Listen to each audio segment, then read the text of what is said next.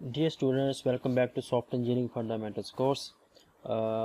Last कुछ lecture से हम लोग सॉफ्टवेयर टेस्टिंग की बात कर रहे हैं और जो हमारा लास्ट लेक्चर था उसमें हमने देखा वाइट बॉक्स टेस्टिंग क्या है, कंट्रोल फ्लो ग्राफ्स क्या हैं, जिसमें हम लोगों ने फ्रांसिस एलन के काम को देखा और उसके बाद हमने जो हमारी डिस्कशन थी वो पाथ कवरेज की तरफ थी। पाथ कवरेज से पहले हम लोगों ने कोड कवरेज की बात की थी। तो पाथ कवरेज करने के लिए हमें सबसे पहले जो कोड लिखा होता है उसको कन्वर्ट करना होता है into CFG control flow graphs में। कंट्रोल फ्लो ग्राफ से फिर हम जनरेट करते हैं साइक्लोमेट्रिक कम्प्लेक्सिटी। साइक्लोमेट्रिक कम्प्लेक्सिटी हमें बताती है कि कितने पाथ मिनिमम हमें ट्रैवर्स करने पड़ेंगे एटलीस्ट सिंगल टाइम इस पूरे जो कोड को कवर करने के लिए, इस पूरे पाथ को कवर करने के लिए। तो साइक्लोमेट्रिक कम्प्लेक्सिटी निकालने के बाद हमें पहले बेसिक पाथ चाहिए होता है। फिर इस बेसिक पाथ से हम जो नॉन ट्रैवर्स्ड पाथ्स हैं, जो नॉन विजिटेड पाथ्स हैं, उनकी तरफ मूव करते हैं, that is called independent paths. आज का जो लेक्चर है हम लोगों ने जो सॉफ्टवेयर टेस्टिंग की जो हमने मॉड्यूल देखा था इसको रिवाइज करना है। तो इसकी रिवीजन में सबसे पहले अगर आप मैं कोशिश करता हूँ मैपअप करने की, कस्टमर ने हमें रिक्वायरमेंट डेफिनेशन दी और रिक्वायरमेंट स्पेसिफिकेशन दी। अब यहाँ से बेसिकली जो हमें मूव करना है दो चीज़ें चाहिए। एक तो ये थी कि फंक्शनल रिक्वायरमेंट्स कौन सी थी, दूसरा नॉन फंक्शनल रिक्वायरमेंट्स कौन सी थी। जब हम फंक्शनल रिक्वायरमेंट की बात करते हैं तो डेवलपमेंट पर्सपेक्टिव से, सॉफ्टवेयर कंस्ट्रक्शन के पर्सपेक्टिव से दे आर की। और जब हम NFR की बात करते हैं, नॉन फंक्शनल रिक्वायरमेंट्स की बात करते हैं, दीज आर की फॉर सॉफ्टवेयर क्वालिटी पर्सपेक्टिव्स। यहाँ से हमने फंक्शनैलिटी और non functionality, in non functional और फंक्शनल, इन दोनों से जो हमें चीज़ चाहिए वो थी डिज़ाइन स्पेसिफिकेशन। डिज़ाइन स्पेसिफिकेशन आप लोगों ने देखा कि इसमें हम लोगों ने एक ऐसा डिज़ाइन करना है जो फ्लेक्सिबल होना चाहिए। रिक्वायरमेंट चेंज आएगा तो उसके पर्सपेक्टिव से फ्लेक्सिबल होना चाहिए। और ये जो डिज़ाइन है ये ड्रिल डाउन करेगा इनटू कोड। तो यहाँ से देखें आपको आइडिया होगा कि सॉफ्टवेयर टेस्टिंग जो लेवल देखे थे हमने, यूनिट टेस्टिंग देखी थी, इंटीग्रेशन टेस्टिंग देखी थी, वो सब की सब चीज़ें आपको यहाँ पे नज़र आ रही होगी। जब हम लोग यूनिट टेस्ट कर रहे थे तो बेसिकली उस वक्त हमारा मकसद था कि कोड प्रॉपरली इम्प्लीमेंट किया जा चुका है जो कि डिज़ाइन में बताया गया था। जब हम लोग इंटीग्रेशन टेस्टिंग में आते हैं तो हमारा मकसद डिज़ाइन स्पेसिफिकेशन को टेस्ट करना होता है जो हमने सॉफ्टवेयर को मॉड्यूल्स में डिवाइड किया है, ठीक है जी। उसके बाद हम सिस्टम टेस्टिंग की बात करते हैं कि फिर क्या है कि ये वही सिस्टम डेवलप हुआ है जो कि कहा गया था। और फिर हमारे पास जो एक्सेप्टेंस टेस्टिंग है तो डेफिनेटली रिक्वायरमेंट डेफिनेशन जो हमें दी गई थी वो सेट ऑफ इनपुट और आउटपुट के अगेंस्ट में कस्टमर इस चीज़ को वैलिडेट करता है। तो ये है जी वो चीज़ें जो आपको टेस्टिंग के फेजेस यहाँ पे भी नज़र आएंगे। टेस्टिंग की जो हमारे पास डेफिनेशन थी वो ये थी कि डिफरेंट डेफिनेशन में देखी थी। तो पहले ये था कि एक ऐसा प्रोसेस है जो कि फाइंड करता है डिफेक्ट्स को सोर्स कोड में, और इस तरह से फाइंड करता है कि कोई ना कोई डिबगिंग मेथडोलॉजी फॉलो करते हुए या डिबगिंग के जो मेथड है उनको फॉलो करते हुए इन डिफेक्ट्स को बाहर निकालना, रिमूव करना, एलिमिनेट करना। इस एलिमिनेशन से हमें क्या बेनिफिट मिलेगा, हमारे पास डिफेक्ट फ्री सॉफ्टवेयर हमें मिल जाएगा, डेवलप हुआ होगा। और ये जो डिफेक्ट फ्री सॉफ्टवेयर है ये क्या होगा, ये यूज़र की जो कस्टमर है उसकी जो नीड्स और एक्सपेक्टेशन है ये उस पर पूरा उतरेगा। तो ये हमारे पास एक डेफिनेशन है सॉफ्टवेयर टेस्टिंग की। दूसरे नंबर पर बेसिकली उन्होंने नीड्स और एक्सपेक्टेशन को रिक्वायरमेंट्स कह दिया था। तो रिक्वायरमेंट्स के अगेंस्ट सॉफ्टवेयर प्रोसेस को एग्जामिन करना, ये भी सॉफ्टवेयर टेस्टिंग ही हमारे पास आ जाती है। और तीसरे नंबर पर जो डेफिनेशन थी वो उसको देखें, इसके फिर पार्ट थे कि रिटर्न रिक्वायरमेंट्स के अगेंस्ट में और यूज़र के नीड्स के अगेंस्ट में किसी प्रोडक्ट को वेरीफाई करना, ये भी सॉफ्टवेयर टेस्टिंग के ज़िम्मे में आता है। अच्छा, उसके बाद जो कुछ सॉफ्टवेयर टेस्टिंग के फंडामेंटल्स थे उसमें सबसे पहला फंडामेंटल ये कि व्हाट इज़ एरर। एरर हमने कहा कि ये जो इंसान है, इंसान का जो एक्शन है ये एक्शन मूव कर जाता है एरर की तरफ। मतलब जो डेवलपर था, एग्जांपल ले रहे हैं, डेवलपर था वो जब कोड को इम्प्लीमेंट कर रहा था, कोड को डिज़ाइन को कन्वर्ट कर रहा था कोड में, तो इस कन्वर्जन में, इस राइटअप में, इस डेवलपमेंट में वो कुछ गलती कर गया। तो बेसिकली मैं कोडिंग की या डेवलपमेंट की एग्जांपल इसलिए दे रहा हूँ कि तकरीबन 50% आइडिया के 50% जो डेवलपर्स की गलती से एरर इंट्रोड्यूस होते हैं, ज़रूरी नहीं कि डेवलपर ही हो, जो रिक्वायरमेंट इंजीनियर वो भी गलती कर सकते हैं, एनालिस्ट भी मिस्टेक्स कर सकते हैं।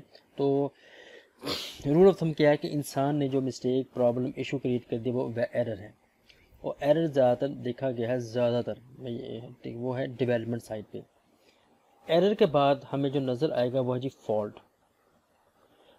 फॉल्ट में क्या था कि ये जो एरर है, जब ये कुछ अपना अच्छा दिखाना शुरू करेगा, अपने सिम्टम्स दिखाना शुरू करेगा, तो फिर हम कहेंगे ये कोई फॉल्टी टाइप चीज़ है जो हमें यहाँ पे नज़र आ रही है।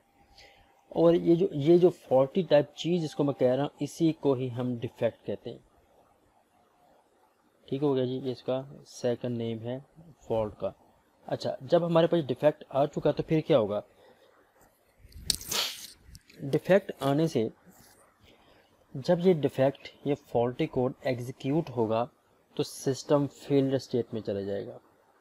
और यहाँ पे भी हमने एग्जांपल देखी कि जब तक वो function, methods, class, code execute नहीं होता, वो फॉल्ट सिस्टम में है, कोडिंग में है, वो एग्जीक्यूट नहीं हुआ। और हमने इसकी एग्जांपल देखी थी पाकिस्तान इंटरनेशनल एयरलाइन की, या आपके मार्क्स की, कि जब तक 95% मार्क्स नहीं हुए तो सॉफ्टवेयर ने अनएक्सपेक्टेड अनअंडर बिहेवियर शो नहीं किया।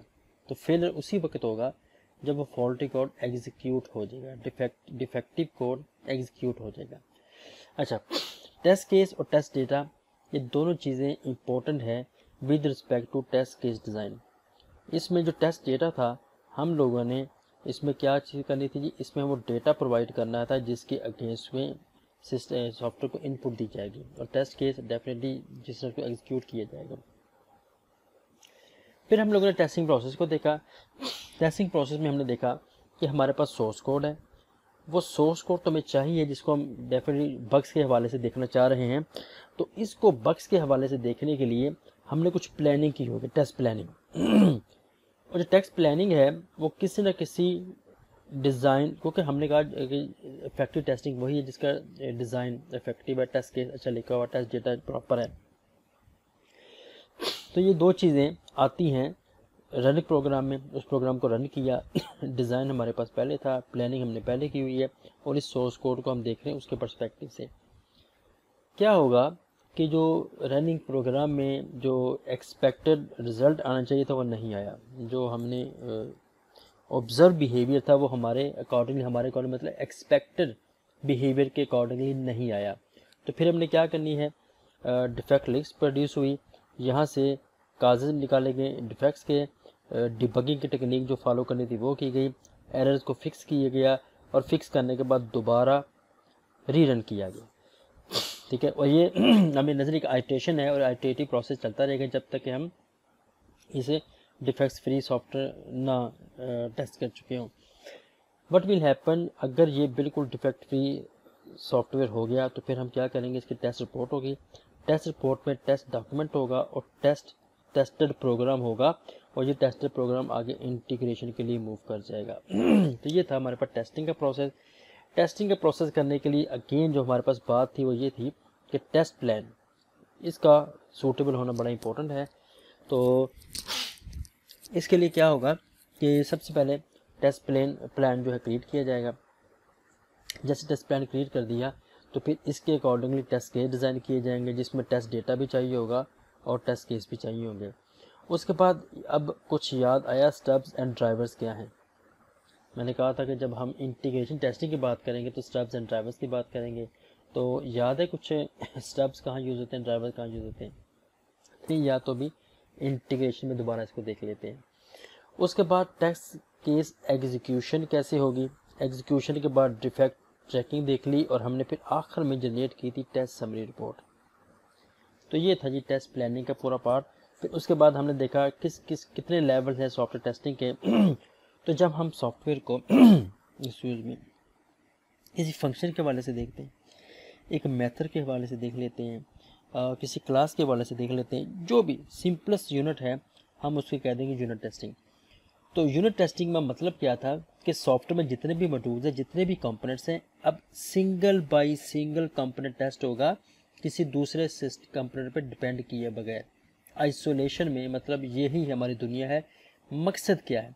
मकसद ये है कि जो इंडिविजुअल जितने भी कंपोनेंट्स हैं वो इंडिविजुअली ठीक काम कर रहे हैं। अगर वो इंडिविजुअली ठीक काम कर रहे हैं तो जब इनको जोड़ा जाएगा तब भी ठीक काम करना चाहिए। तो हम इंडिविजुअली लेवल पे इनको चेक कर रहे हैं, इंडिपेंडेंट लेवल पे, कि ये भी अलग से खुद से बिल्कुल ठीक काम कर रहे हैं। और हमने कहा था कि ये जो इन्वायरमेंट है जहाँ पे डेवलपमेंट की गई थी वहीं पे यूनिट टेस्टिंग की जाती है। लिहाजा डेवलपर जो है ना वो यूनिट टेस्टिंग करते हैं।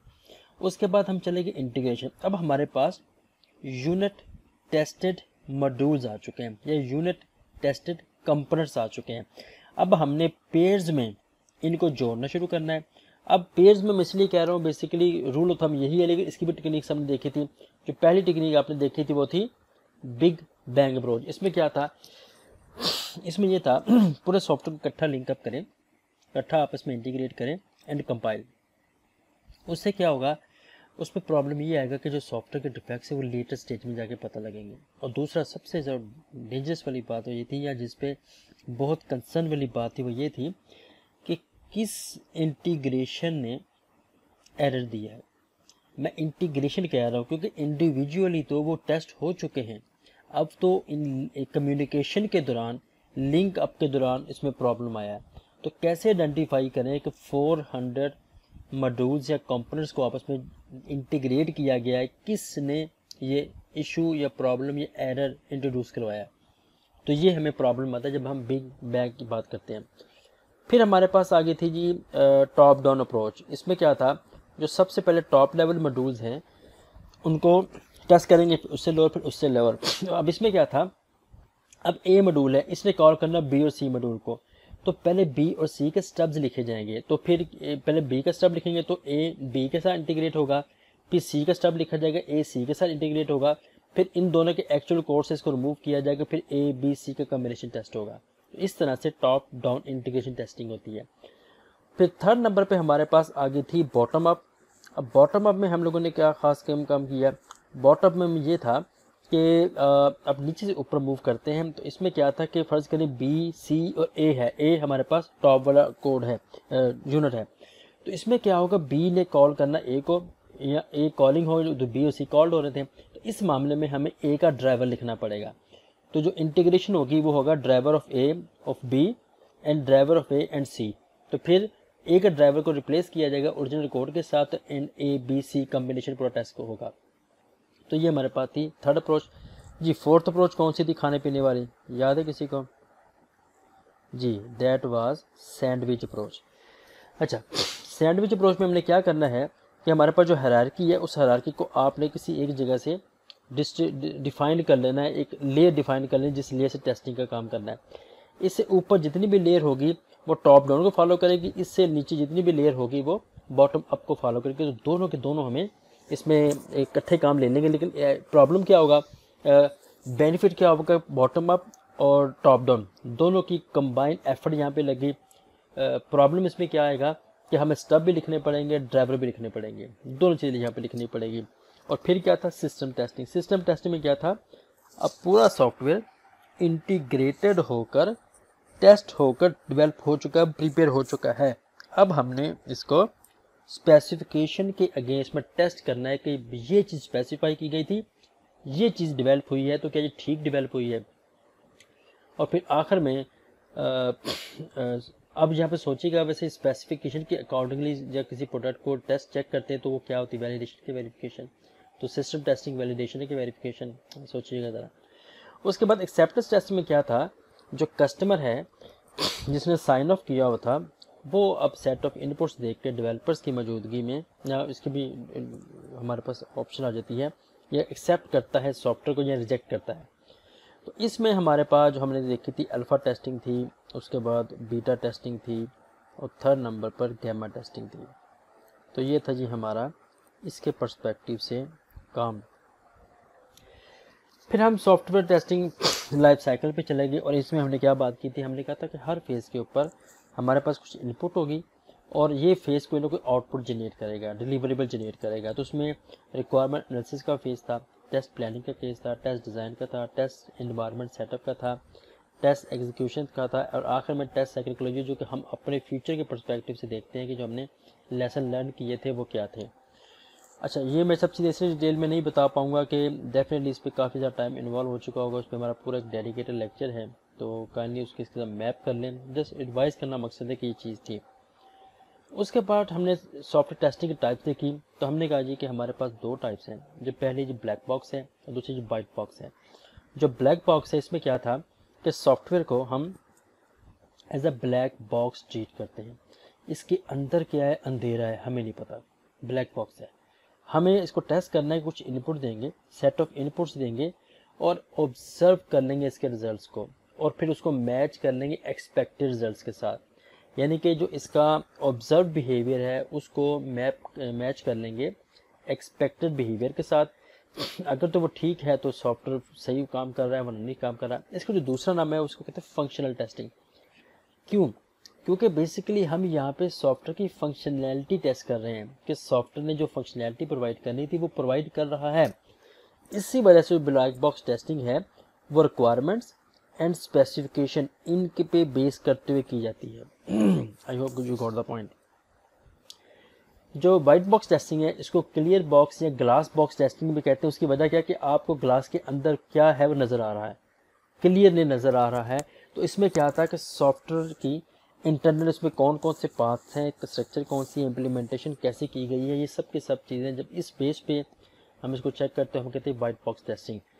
अच्छा, जो ब्लैक बॉक्स टेस्टिंग थी उसके फर्दर हमने जो टाइप्स देखी थी वही थी, वो तो एक लंबी टाइप थी, 10-12 टाइप से हमने डिस्कस किया, उससे ज़्यादा भी हैं, लेकिन हमने जो फोकस किया था वो थी एग्जॉस्टिव टेस्टिंग। उसके बाद हमने बात की equivalence class testing and boundary value testing की। जो इक्विवेलेंस क्लास टेस्टिंग है ये कहती है कि इनपुट वैल्यू स्पेस के हर वैल्यू के ऊपर सॉफ्टवेयर को टेस्ट किया जाएगा। हमने एग्जांपल दी थी कि अगर फ़र्ज़ करें कि इंसान की एज है, उसको टेस्ट करना है, उसके पैरामीटर चाहिए, उसका डेटा चाहिए, तो रूल के मुताबिक हम 0 से लेकर या 1 से लेकर 100 ईयर तक एज है तो हर इनपुट वैल्यू स्पेस पे उसको टेस्ट करेंगे। और हमने कहा था दैट नॉट प्रैक्टिकल। तो इसका सोल्यूशन क्या हमने क्या निकाला था या क्या बताया गया वो ये था कि इसी डेवलप करने इक्विवेलेंस क्लास, उसमें क्या था एग्जॉस्टिव टेस्टिंग ही है, लेकिन इसमें करें ये कि जो इनपुट डेटा है, जो इनपुट स्पेस है, उसको पार्टीशन करें 3 क्लासेस में। जो हमारे पास एक क्लास तो वो होगी जो कि वैलिड रेंज की क्लास होगी, जिसको वैलिड इनपुट मिलनी चाहिए, और 2 क्लासेस हमारे पास ऐसी होनी चाहिए जो इन वैलिड इनपुट को भी टेस्ट करेंगे, ताकि हम हर एंगल से इसको टेस्ट करें। हम चाहते हैं मैक्सिमम कवरेज भी इसमें हो जाए। तो इस मामले में जो इंसान की एज है, अगर मैं कहता हूँ 1 से लेकर 100 साल तक है, तो इसमें क्या होगा कि हम सॉफ्टवेयर में 1 to 100 इंक्लूसिव कोई सी 1, 2, 3 वटेवर जो भी आप डिसाइड करते हैं उसके ऊपर सिस्टम को टेस्ट कर लिया जाएगा, और फिर यकीन कर लिया जाएगा कि बाकी वैल्यूज पे भी ठीक काम करेगा। जो इनवैलिड इनपुट्स हैं उसमें देखना है कि लेस देन 1 कौन सी वैल्यू है। फ़र्ज़ करें 0 पर टेस्ट कर लें, -10 पे चेक करके देख लें, -20 पे, -15 पे, किसी 1-2 पे कर लें। अगर उन पे भी इसने एरर शो किया, अनएक्सपेक्टेड बिहेवियर मतलब शो किया कि ये नहीं होना चाहिए, तो दैट मीन्स कि वो बाकी बेशक -1000 पे भी कर लेंगे ठीक काम करेगा। अच्छा, और यहाँ पे क्या होगा, यहाँ पे होगा ग्रेटर देन 100, तो हम 101 पे टेस्ट कर सकते हैं, 105 पे, वटेवर जो भी है। तो इसका मतलब है कि अगर ये 105 पे इसने एक्सपेक्टेड बिहेवियर शो किया तो बाकी भी ऐसे शो करेगा। तो हम लोगों ने यहाँ पे क्लासेस को जो हमारे पास इनपुट वैल्यू स्पेस है उसको पार्टीशन कर दिया था 3 क्लासेस में, और आखिर में फिर हम लोगों ने बाउंड्री वैल्यू टेस्टिंग की बात की थी। बाउंड्री वैल्यू एनालिसिस पूरा वैसे इसका नाम है। तो बाउंड्री वैल्यू टेस्टिंग में हमने क्या किया था कि अगेन रूल नंबर 1 था कि जो हम सॉफ्टवेयर को इक्विवेलेंस क्लासेस में डिवाइड करेंगे। जैसे आपने यहाँ पे देखा कि हमारे पास इनवैलिड इनपुट थी, उसके बाद हमारे पास आ गई वैलिड इनपुट, फिर हमारे पास आ गई दोबारा इनवैलिड इनपुट। तो अब हमने यहाँ पे करना क्या था, एक नंबर हमें चाहिए था जो एग्जैक्ट बाउंड्री के ऊपर हो, ठीक हो गया। और एक नंबर चाहिए था जो एग्जैक्ट इससे एक कम हो और एग्जैक्ट एक इससे ज़्यादा हो। तो इस मामले में अगर वो हम इसको बात कर रहे हैं 1 के ऊपर टेस्ट करने की, तो ये पे आ जाएगा 0, 1 एंड 2। और यहाँ पे क्या आ जाएगा 99, 100 एंड 101। तो इससे कहते हैं ये बाउंड्री वैल्यू। अब क्यों? क्योंकि जो बग्स हैं वो ज़्यादा सेंसिटिव हैं ब्रांचेस के ऊपर, स्टेटमेंट्स के ऊपर नहीं। लिहाजा हमें ये, और हमने इसकी एग्जांपल भी देख ली थी जो एनटीयू में हायरिंग का प्रोसेस है उसकी। वाइट बॉक्स टेस्टिंग के हवाले से हमारे पास दो फर्दर क्लासिफिकेशन आ जाती हैं। एक को हम कहते हैं कंट्रोल फ्लो टेस्टिंग, दूसरे को कहते हैं डेटा फ्लो टेस्टिंग। तो कंट्रोल फ्लो टेस्टिंग के साथ हम आगे मूव किया था, हमने इसको फिलहाल कहा था जो कि टाइम हमें नहीं, तो हम इसको आगे नहीं लेके चलेंगे। तो कंट्रोल फ्लो टेस्टिंग के हवाले से हमने कहा उस वक्त तक नहीं हो सकती जब तक आप लोगों को जो एलन फ्रांसिस का काम है, फ्रांसिस एलन का काम है, वो समझ नहीं आ जाता। वो क्या कहता था कि आपने जितनी भी स्टेटमेंट्स लिखी हुई हैं वो सारी की सारी आपकी कोड नोड में जनरेट हो जाएंगी, और एक नोड से दूसरे नोड पे जाने के लिए जो फ्लो है ये हमारे पास एजेस आ जाएंगे। तो ये काम था। तो इसके अकॉर्डिंगली हमने देखा कि प्रोसेस ब्लॉक को कैसे रिप्रेजेंट करते हैं और प्रोसेस क्या होता है, ये भी आपसे डिस्कस होता है।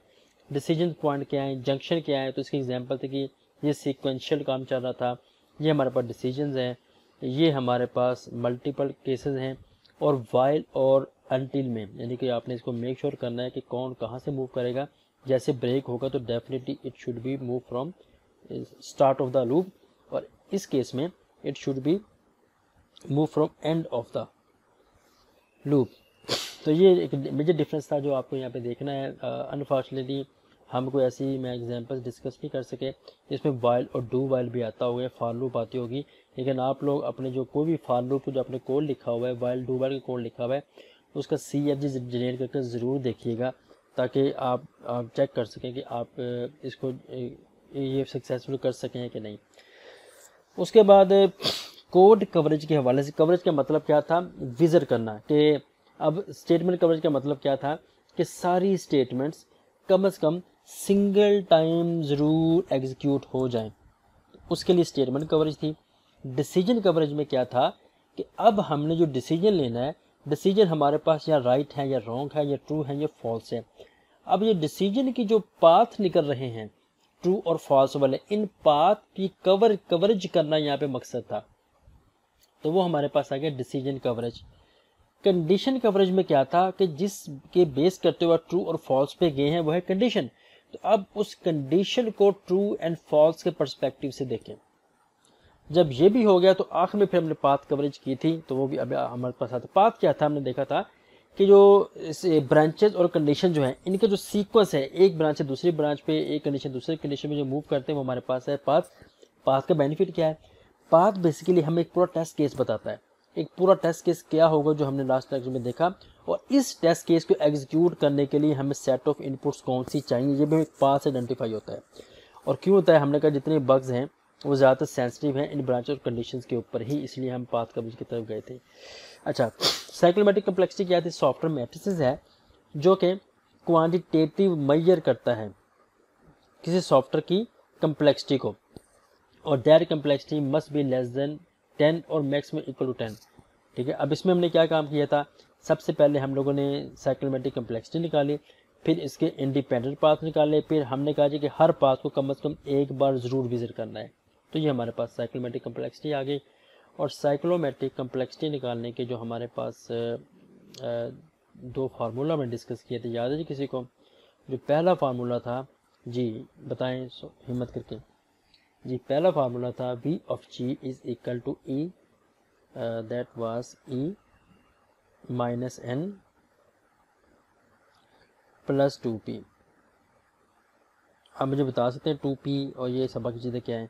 E का मतलब था नंबर ऑफ एजेस, इसमें कितने एजेस हैं। N का मतलब था नंबर ऑफ नोड्स, इसमें कितने नोड्स हैं। और P का मतलब था डिस्कनेक्टेड पाथ, यानी कि एक नोड से दूसरे नोड पे जाने के लिए कि क्या कोई अवेलेबल था पाथ के नहीं। अगर नहीं था वो डिस्कनेक्शन में एक उसमें इजाफा हो जाता था। तो that was E minus N plus 2P, and E where E is equal to number of edges, nodes is equal to N is equal to number of nodes, and P is a disconnected path. लेकिन दूसरा formula में हमने discuss किया था यही काम करने के लिए, जिसमें हमने कहा था कि सबसे पहले आप देखें इसमें कितने बाइनरी डिसीजंस हैं, उन बाइनरी डिसीजन में एक ऐड कर लें तो आपके पास जनाब साइक्लोमेट्रिक कम्प्लेक्सिटी आ जाएगी। तो उसके लिए ये था हमारे पास b+1 where b is equal to number of binary decisions. अच्छा, तो ये जो हमारा टेस्टिंग का फेज था। अब आप याद करें कि हमारा जो सबसे पहला लेक्चर था उसमें मैंने बताया था कि हम इस कोर्स को डिवाइड करेंगे इनटू 4 एरियाज़। इनमें से जो पहला एरिया था that was software process engineering या सॉफ्टवेयर इंजीनियरिंग प्रोसेस के सॉफ्टवेयर को इंजीनियरिंग है इसमें प्रोसेस क्या होगा। उस प्रोसेस में हमने कहा कि कुछ ऐसी एक्टिविटीज़ हैं जो सारे प्रोसेस में लाजमी आएंगी। अब याद करें वो क्या थी, तो उसमें 4 एक्टिविटीज़ मैं आपको गैस भी दे देता हूँ। तो अब उसमें फिर अब हमने क्या किया था, इनको ही जोड़ना था डिफरेंट पर्सपेक्टिव से, जो डिफरेंट प्रोसेस मॉडल बन गए। और इसमें जा कर के हम लोगों ने सबसे पहला प्रोसेस मॉडल पढ़ा जो कि था वाटरफॉल। फिर वाटरफॉल में एक मसला है कि आप बैक ट्रेस नहीं कर सकते, तो फिर हमारे पास आ गया आइटरेटर वाटरफॉल। फिर हम लोगों ने प्रोटोटाइपिंग को देखा, वी मॉडल को देखा, फिर हमारे से स्पायरल मॉडल की तरफ चले गए।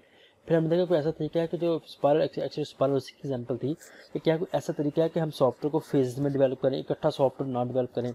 तो उसमें हमने फिर देखा कि 2 तरीके से काम होगा, एक तो आइटरेटिव डेवलपमेंट थी, एक इंक्रीमेंटल थी। इंक्रीमेंटल के अंदर हम हर डिलीवरी के साथ एक हर नया पीस ऐड करते थे, एक नया मॉड्यूल ऐड करते थे, नए रिक्वायरमेंट ऐड करते थे। आइटरेटिव में उसी को वर्किंग सॉफ्टवेयर को इम्प्रूव करते थे, ये हमारा काम था। और फिर इस पर्सपेक्टिव से हम एजाइल पे चले गए। एजाइल में हम लोगों ने फिर फर्दर एक्सट्रीम प्रोग्रामिंग, एक्सपी और स्क्रम, इन 2 चीज़ों को देखा था। और फिर साथ ही हम लोग चले गए थे रैशनल यूनिफाइड प्रोसेस की तरफ। आई होप कि कुछ चीज़ें मैप हो रही होंगी। फिर हम लोग चले गए थे कि सॉफ्टवेयर रिक्वायरमेंट क्या है, सॉफ्टवेयर रिक्वायरमेंट इंजीनियरिंग का डिस्कस किया। तो सॉफ्टवेयर रिक्वायरमेंट में 2 नीड्स क्या कस्टमर्स की ये है, तो उसमें सबसे पहला प्रोसेस था एलिस्टेशन। और हमने देखा कि ये सब चीज़ें किसकी वजह से हो रही है, नेचुरल लैंग्वेज प्रोसेसिंग है, एक्चुअली हमारी नेचुरल लैंग्वेज की वजह से सब कुछ हो रहा है। तो एलिस्टेशन के फेज में सबसे पहले जो हमारे पास आया था फेज दैट वाज एलिस्टेशन। एलिस्टेशन के फेज में हमने क्या करना था कि कस्टमर से जाकर, क्लाइंट से जाकर जितने भी स्टेक होल्डर, जैसे सॉफ्टवेयर के यूजर्स हैं या जितने भी स्टेक होल्डर, उनसे ये जानना मकसद था कि आप अपनी रिक्वायरमेंट बताएं, आप क्या चाहते हैं, आपकी नीड्स क्या, एक्सपेक्टेशन क्या है सॉफ्टवेयर से। तो ये हमने इसके ऑब्जर्वेशन थी, क्वेश्चनर थे, और इस तरह की जो एथनोग्राफी थी और भी टेक्निक्स थी जो हमने इस पर काम किया। अच्छा, सिनेरियोज भी था। जब हमने रिक्वायरमेंट ले ली, तो रिक्वायरमेंट लेने के बाद जो सेकंड स्टेप में हमने क्या काम किया था, दैट वाज एनालिसिस।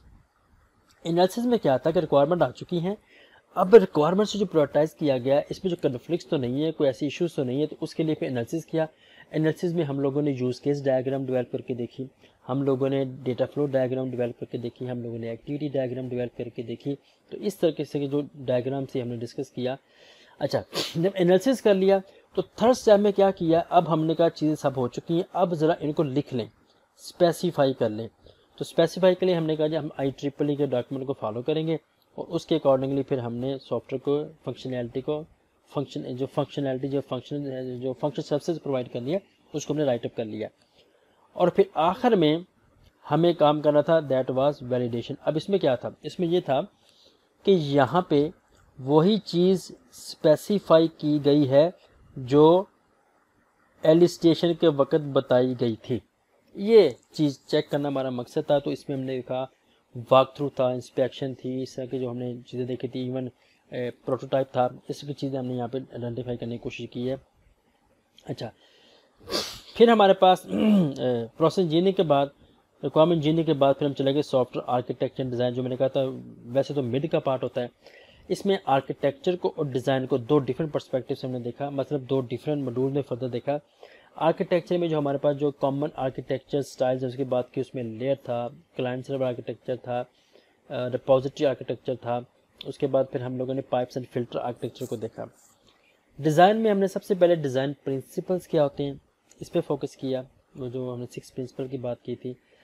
उसके बाद क्लास क्या होती है, ऑब्जेक्ट क्या होता है, एब्स्ट्रैक्ट क्लासेस क्या होती हैं, इंटरफेसेस क्या होते हैं, उसके बाद इसको देखा। फिर क्लासेस के बीच में जो रिलेशनशिप है, जिसमें हमने देखा, मैंने कहा था एक्चुअली ऑब्जेक्ट के बीच में है, उसमें हमने association, aggregation, composition and inheritance. Inheritance actually classes के बीच में रिलेशनशिप है, हमने इसको देखा। फिर प्रैक्टिकली इसको अंडरस्टैंड करने की कोशिश की, कुछ हमने हॉकी जो लीग है उसकी एग्जांपल देखी, हमने इसको पॉइंट आउट करके, और लाइब्रेरी के जो सिस्टम उसको देख के हमने इसको प्रैक्टिकली डिज़ाइन करने की कोशिश की। फिर हम और लोग आगे, मैंने कहा था कि अगर टाइम हुआ तो हम सॉफ्टवेयर क्वालिटी को देखेंगे, लेकिन डेफिनेटली काम तो उस लेवल का नहीं था, तो टाइम तो नहीं था, लिहाजा हमने सिर्फ सॉफ्टवेयर टेस्टिंग को देखा। तो सॉफ्टवेयर टेस्टिंग में क्या था कि सॉफ्टवेयर में से जो सॉफ्टवेयर को टेस्ट करना, एग्जामिन करना, रिक्वायरमेंट्स और यूज़र नीड्स एक्सपेक्टेशन के हवाले से वो टेस्टिंग था। और जो उसमें से हमने फर्दर देखा उसके लेवल कौन कौन से हैं। हमने कहा सॉफ्टवेयर को यूनिट लेवल पे, इंटीग्रेशन लेवल पे, सिस्टम लेवल पे, एक्सेप्टेंस लेवल पे देखकर टेस्ट किया जाता है। और उसके बाद फिर हम लोगों ने देखा इसकी कितनी कैटेगरी हमारे पास है, ब्लैक बॉक्स और वाइट बॉक्स। ब्लैक बॉक्स में आगे फिर हमने एग्जॉस्टिव टेस्टिंग को देखा, इक्विवेलेंस क्लासेस को देखा एंड बाउंड्री वैल्यू एनालिसिस को देखा। और जो हमारे पास वाइट बॉक्स टेस्टिंग थी उसमें हम लोगों ने कहा ये control flow and data flow.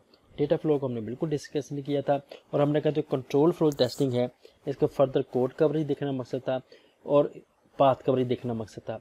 Code coverage में हम लोगों ने स्टेटमेंट कवरेज देखी, ब्रांच कवरेज देखी, और फिर कंडीशन कवरेज देखी। और पाथ कवरेज में हम लोगों ने फिर देखा कि साइक्लोमेट्रिक कम्प्लेक्सिटी कैसे निकालते हैं, बेसिक पाथ क्या है, फिर उसके बाद इसके इंडिपेंडेंट पाथ क्या है, टेस्ट केसेस कैसे एग्जीक्यूट कैसे करते हैं। और इसी के बीच में वाइट बॉक्स टेस्टिंग मैंने कहा था हम कंप्लीट नहीं कर सकते जब तक CFG कंट्रोल फ्लो ग्राफ हम जनरेट ना कर लें। तो ये था जी हमारा ओवरऑल पूरा का पूरा कोर्स जो आपसे डिस्कस मैंने करने की कोशिश की है। तो सबसे पहले जी अल्हम्दुलिल्लाह रब्बिल आलमीन कि जिसका रब ने हमें इस काबिल किया कि हम इस 48 लेक्चर में से गो थ्रू हुए। आसान काम नहीं था, लेकिन अल्हम्दुलिल्लाह इसमें से गो थ्रू हुए। और बेशक अगर आप, मैं या कोई ऐसी सिचुएशन में बीमार हो जाते, कोई मसला हो जाता, तो इसके दौरान ये कोविड-19 का मसला भी आएगा। अल्हम्दुलिल्लाह अल्लाह पाक ने हमें तौफीक बख्शी कि हमने ये कोर्स को कवर किया। तो मेरा ख्याल फ़िलहाल जो अभी क्राइटेरिया है वो क्या है, वो शायद फिर पास है क्या है, वो तो रन टाइम में पता लग जाएगा।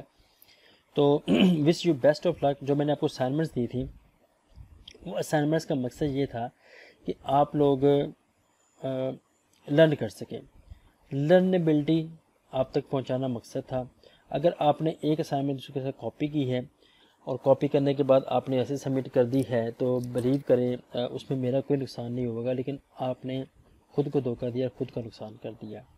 तो सबसे पहले हमें खुद ठीक होना है, फिर सिस्टम ठीक होंगे।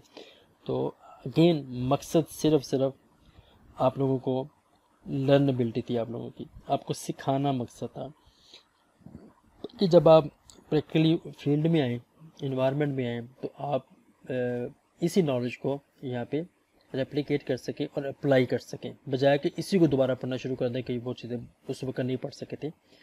तो ये ज़्यादा कहना मकसद था। तो एनीवे जी अपना बहुत सा ख्याल रखिएगा, ज़िंदगी रही तो दोबारा मिलेंगे। तो अब मैं ये भी नहीं कहूँगा अंटिल नेक्स्ट लेक्चर। तो लेट्स सी क्या बनता है। तो अपना बहुत ज़्यादा ख्याल रखिएगा। Thank you so much. अल्लाह हाफिज़।